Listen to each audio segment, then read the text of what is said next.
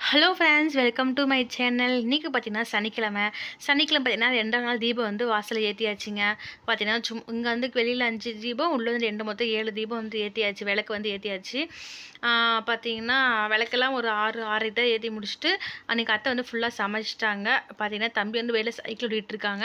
வாங்க இன்றைக்கி என்ன சமைச்சாங்கன்னு பார்க்கலாம். ஃபுல் அண்ட் ஃபுல் எல்லாமே இன்றைக்கி அத்தை தான் சமைச்சாங்க. நான் சும்மா வந்து ஒரு முள்ளங்கி மட்டும் கட் பண்ணி கொடுத்துட்டு போயிட்டேன். மற்றபடி எல்லாமே அத்தை வந்து சமைச்சு முடிச்சிட்டாங்க. எல்லாமே சீக்கிரமாக ஒரு 6:45க்கே சமைச்சு முடிச்சிட்டாங்க.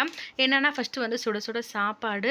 அப்போ வந்து அத்தைக்கு வந்து நைட்டுக்கு வந்து கருப்பு கவுனி அரிசி வந்து கூழ் வந்து காய்ச்சிக்கிறதுன்னு சொன்னாங்க. அது பார்த்தீங்கன்னா ஒரு 3 டம்ளர் அளவுக்கு வந்து காய்ச்சிக்கிட்டாங்க. நல்லா கொஞ்சம் வந்து கெட்டியாக இல்லாமல் தண்ணியாக இல்லாமல் சூப்பராக வந்து காய்ச்சாச்சு. அவள் வந்து பார்த்திங்கன்னா இது கடிச்சிக்க பார்த்தீங்கன்னா வெண்டங்காய் வந்து பொரியல் பண்ணிட்டாங்க. இந்த வெண்டங்காய் பார்த்தீங்கன்னா கிட்டத்தட்ட ஒரு 1/2 கிலோ வெண்டங்காய் இருக்குங்க. இது பார்த்தீங்கன்னா ரொம்ப கம்மியாக இருக்குது. ஆளுக்கு ஒரு சும்மா ஒரு 2, 3 ஸ்பூன் தான் இருந்துச்சு. அந்தளவுக்கு ரொம்ப கம்மியாக இருந்துச்சு. ஆனால் இந்த மாதிரி வந்து பண்ணி சாப்பிட டேஸ்ட்டும் சூப்பராக இருக்கும். நேற்றே வந்து பண்ணலான்னு வந்து எனக்கு வந்து பார்த்திங்கன்னா வெண்டங்காய் வந்து ஒரு மாதிரி குழஞ்சி போடாமல் ஆயிடுது. பொரியலாம் வரமாட்டேக்குது. ஆனால் அத்தையை வந்து நீங்களே பண்ணுறதுன்னு சொல்லிட்டேன். இன்றைக்கி நைட்டு வந்து பண்ணிட்டாங்க.